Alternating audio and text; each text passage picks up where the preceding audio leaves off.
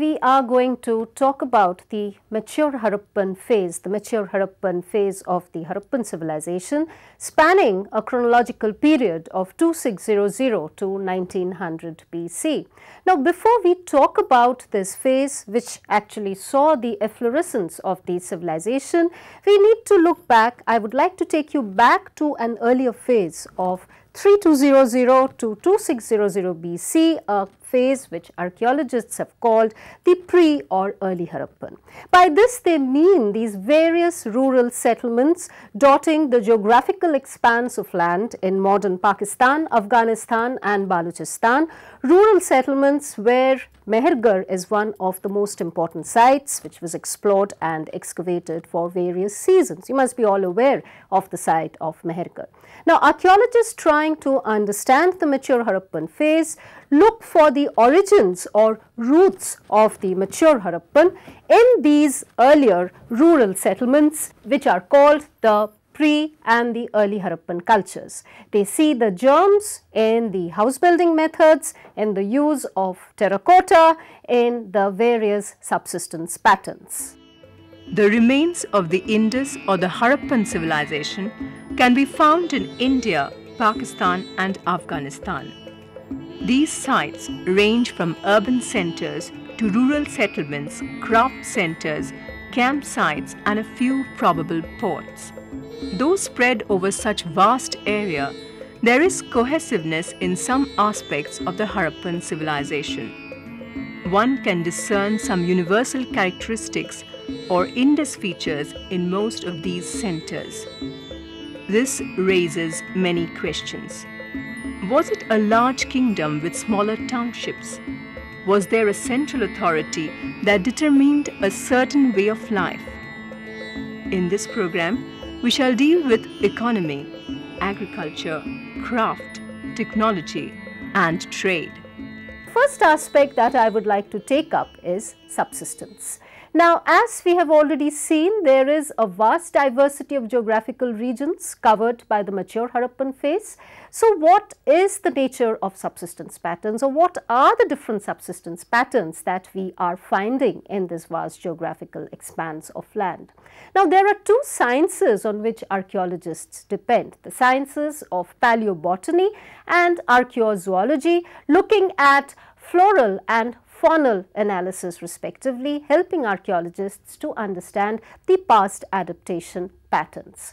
Now, the significant major river of the greater Indus region is of course the Indus, that is the drainage system. To the west of the Indus, you have this huge tract of land across West Asia where there is a practice of growing agricultural crops, the rabi crops like wheat and barley, and you also come across certain animal species which were raised, which were domesticated like cattle, goat, sheep, etc. So, it is quite natural to find Harappans relying on some of these agricultural rabi crops like wheat, barley. Apart from that, lentil, mustard, peas, linseed, gram, etc. Now, the Harappan region also lies on the western margins of the southwestern monsoon zone of West Asia, and therefore you also come across some summer crops like the sesame, cotton, as well as the summer growing rice and millets. Then bear and date seeds have been identified, as well as beans which grew throughout the year. So, you find quite a diverse agricultural pattern in this region. Fiber and oil were extracted from cotton and sesame. Now, what about the irrigation facilities? Do we have any idea of that? This river Sindh, with its numerous tributaries, was the main drainage system for many of the Indus settlements. It provided water and fertile soil. It may even have been used as a transportation system. Beside the rivers, evidence of canals and wells point to some irrigation system, however rudimentary. ploughed fields in Kalibangan and a terracotta model of a plough point to advancement in agriculture. Scholars have debated on whether the climate during the mature Harappan phase, whether it was different from what it is now. Now, some scholars have said that the climate between 5510 to 2230 BC was better than what it is today. However, there is no proof of that whatsoever. Now, after agriculture, we turn to another mainstay of economy, that is the economy of subsistence, and that is the pastoral. How do archaeologists talk about past pastoralism? They try to talk about past pastoralism from an analysis of faunal remains as well as studies of comparative material of species both wild and domesticated in these regions and iconographic representation of animals. According to such studies, cattle, sheep, goat, dog form the bulk of species found in the archaeological sites here. Apart from these, camel was possibly domesticated. Water buffalo has been depicted on some of the seals, but not many bones have been found from the sites. And so we find that these are the major species which were exploited, which formed the mainstay of pastoralism. Apart from this, some aquatic species like fish and mollusks were possibly exploited on the coast of eastern Balochistan. Hunting also formed a very important part of the subsistence practices. Now, recent studies on subsistence have tried to relate some aspects of subsistence with some aspects of urbanism like provisioning, which is the distribution of food material across sites. Scholars who have been working on this look at the distribution of food processed and procured throughout these various sites, and therefore we see that understanding past subsistence patterns does not only mean a reconstruction of past diet. Now, we usually see that craft objects leave very tangible indicators in the archaeological record, and therefore, especially in a Bronze Age economy like the Harappans, we find that archaeologists have a greater scope to talk about craft and technology rather than talking about religious systems, social organization, etc. Now, the first person, in fact, he was a pioneer in archaeological thought, that is Gordon Childe. He was the first person to talk about Bronze Age beyond just the Bronze Age technology, and he tried to relate Bronze Age technology to specialization and different forms of urbanism, which carried greater socio-economic implications. Subsequently, archaeologists working on Bronze Age economy have dwelt on these concepts and elaborated on many of these ideas of Gordon Childe. Now, understanding craft objects, understanding the implications of art craft objects is very important in an economy, especially like the Harappans, where there was no market force and where there was no currency system.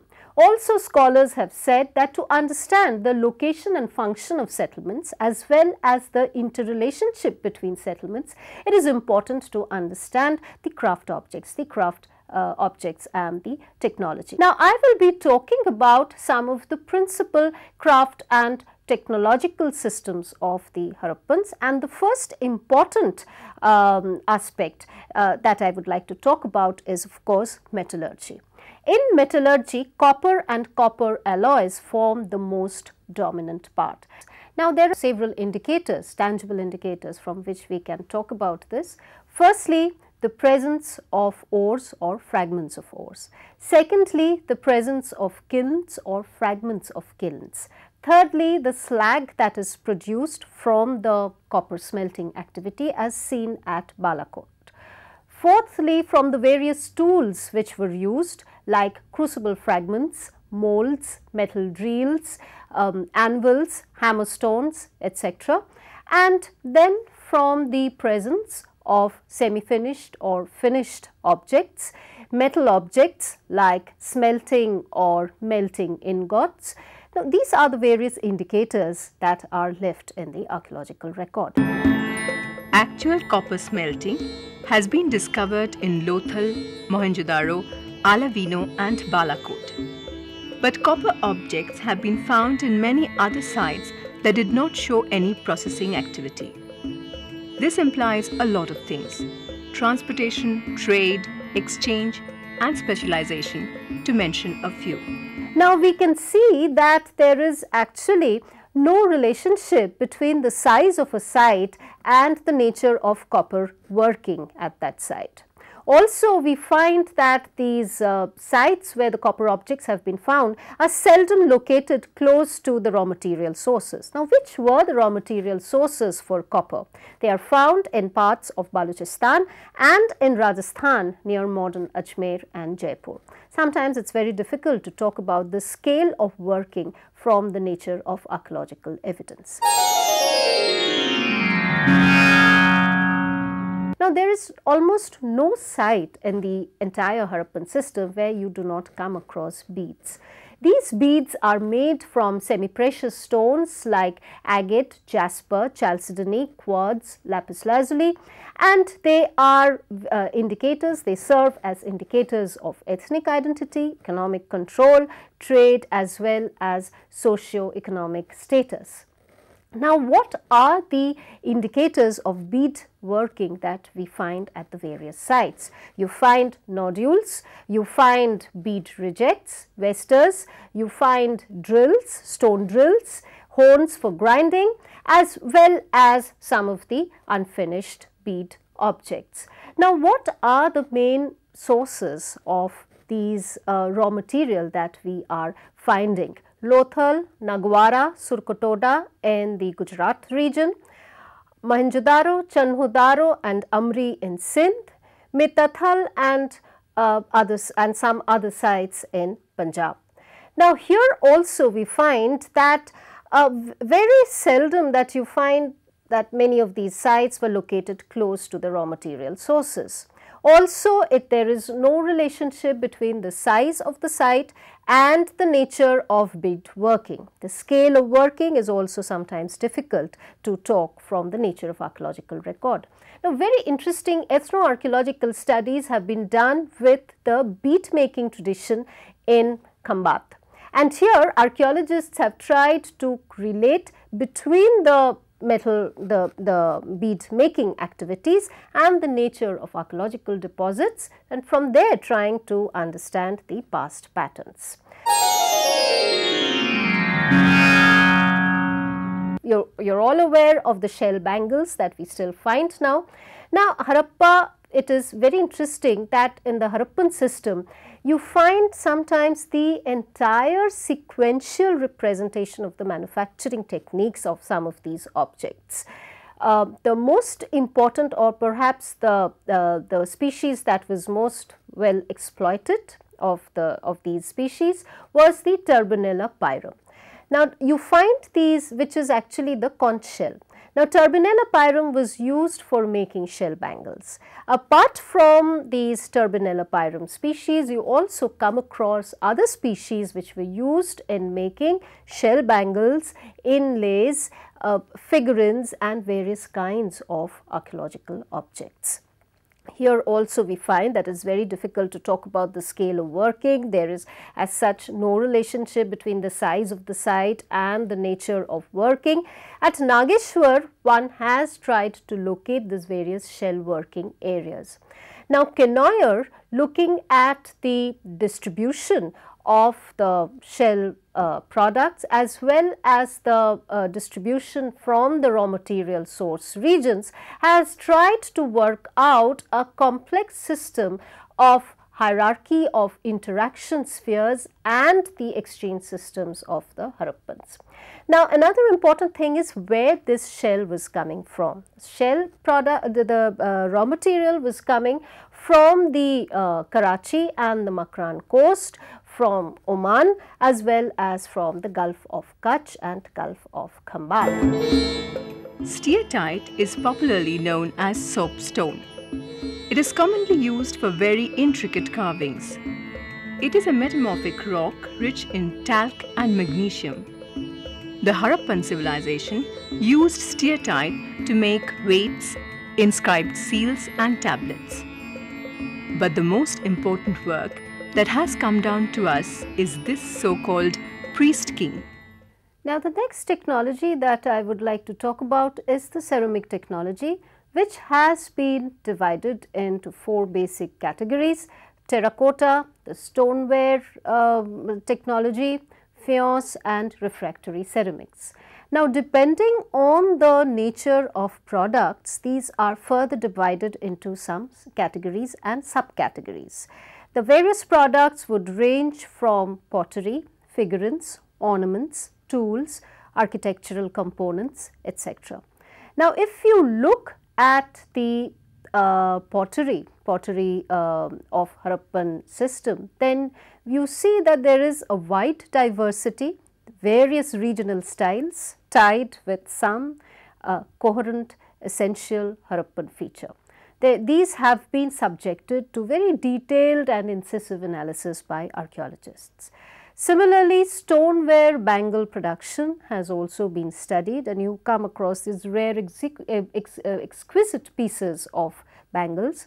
Refractory ceramics is something that is, this technology is very useful for steatite technology, for pottery making, for faience production and metallurgy. And these understanding refractory ceramics has wider socio-economic implications for the Harappan system. Faience is a conventional name in English for fine tin glazed pottery on a delicate pale buff body.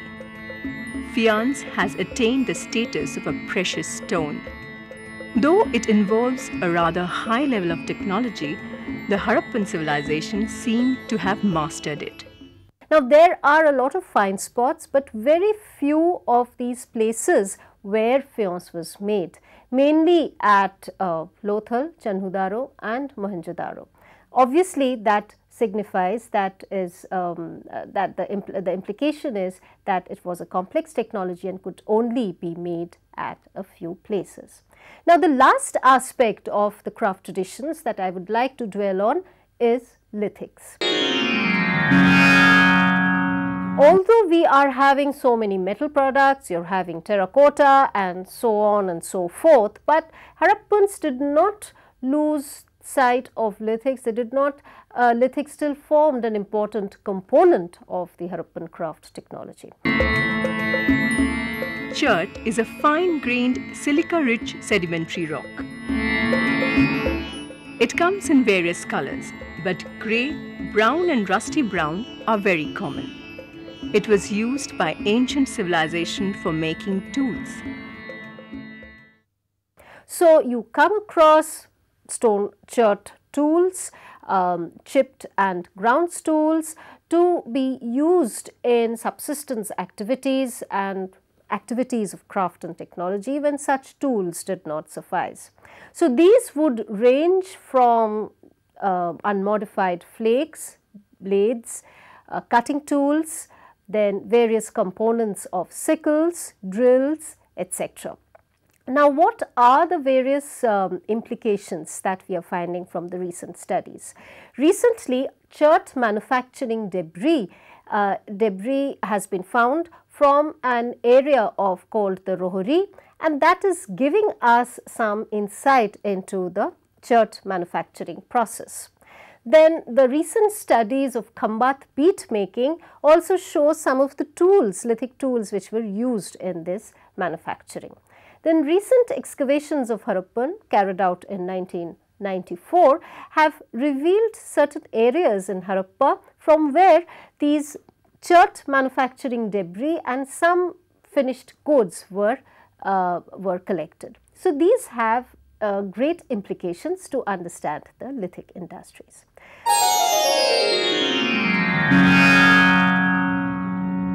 this is almost a summary. In very brief, we have talked about the different aspects of craft and technology. Now, certain key points that I would like to highlight at the end of this section.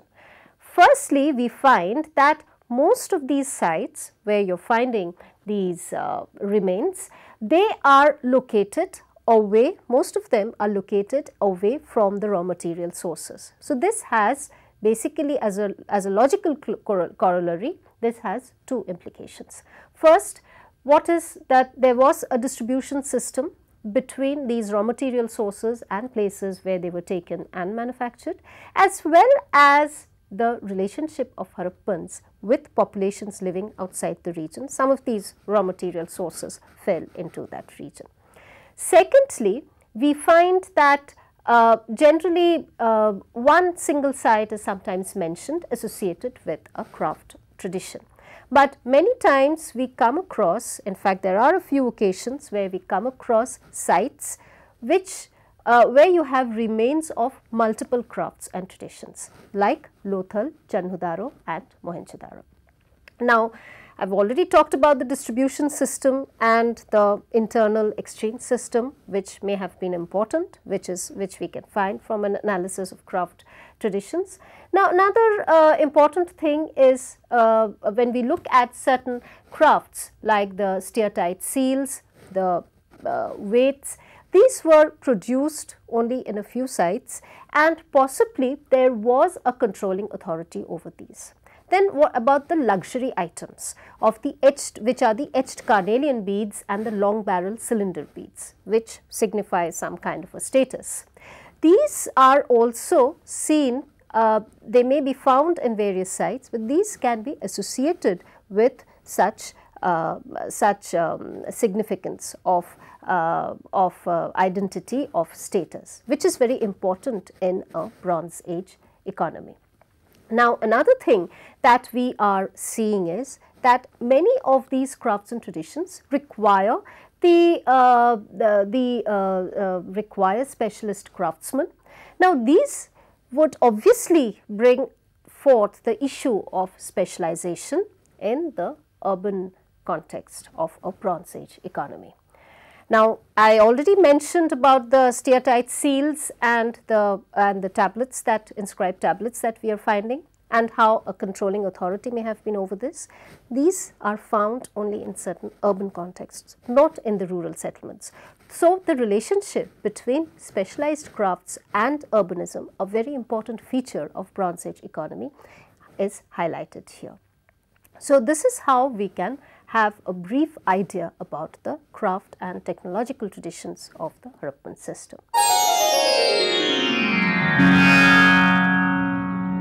Now, when we take up trade and exchange, the first thing that we would like to dwell on is how do we define trade?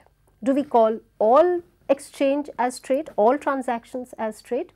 Here, Dr. Shireen Ratnagar has a very important point to make, which she makes in many of her works, particularly in Understanding Harappa, which I feel all of you should read because that is a very basic book to understand this great civilization. Now, there she is saying that when there are these transactions between two parties, transactions mean that when one party is willing to sell certain things, certain objects to another party in exchange of others, and there is an inbuilt commercial advantage in this, that would be exchange. It might not always be trade when there is no market system, when there is no currency, as we see in the case of the Harappan civilization. She also talks about this very interesting, she gives some very interesting evidence that sometimes these specially made objects find their way from one Bronze Age economy to another, and those were possibly meant for the elite class or rulers of that economy, and the sending of such goods or the movement of such goods would be just a recognition of peace or status. So, archaeologists should be very careful when they are using the term trade, especially in the case of Bronze Age economy. Ratnagar says that definitely there were these exchange mechanisms, and trade, quote unquote, can be used in some of the cases, but there were no market forces. The Harappan civilization did not live in isolation. There seems to have been brisk transportation and communication, both internal and external. There was contact with civilizations both in Central Asia and West Asia. Now to the west of the Harappan region, you have this huge zone that we are continuously talking about, falling in modern Pakistan and Afghanistan, and all these regions had very definite interactions with one another. And this is being brought out most clearly in the excavation of Mehergarh. Now, the relations between Shahari Shokhta and Mundigak of the Kandahar and the Siestan regions with Mehergarh have been talked about in the pre-Harappan period, but we do not see such contacts in the Harappan period. Now, Harappan links with the Central Asian Turkmenia have also been mentioned.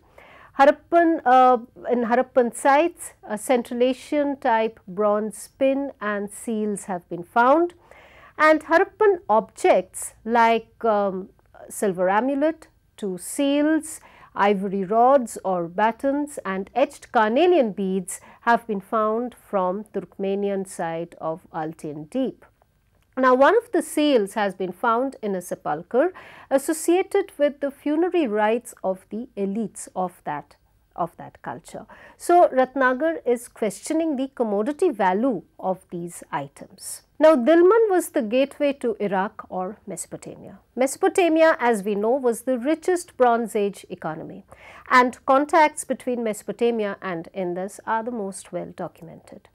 Now, etched carnelian beads and shell objects of the Harappan system have been found in many of these burials. Mesopotamian clay tablets refer to the goods coming from Harappa, basically of lapis lazuli, of wood, gold, etc. We also come across evidence of Mesopotamian kings eagerly awaiting the arrival of the Harappan ships to bring goods to this land where there was no wood, no stone, no lapis lazuli.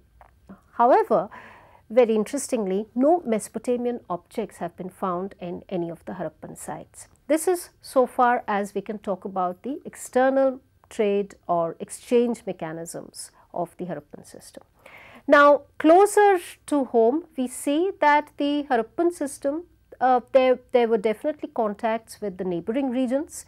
In fact, Kulli pottery has been found at many Harappan sites. However, no objects from Burzahom in Kashmir or from Kayatha have been seen in the Harappan sites. According to Shireen Ratnagar, maybe those objects just bypass the attention of the excavators. Also, she points out a possibility that the Harappans were the superior system there, and they definitely controlled the movement of goods which travelled to these lesser known cultures, to these less important cultures. So, it was possibly an exchange system where the balance was tilted more towards the Harappan system. So, we see that though many archaeologists use the term trade to mean an exchange of goods, it does not imply the modern understanding of trade. However, we find craft objects in some places where the raw materials for it are not available. This implies many things, as a resource person has pointed out. One thing is clear from all this, that there was a complex network of transport and communication throughout the Indus centers.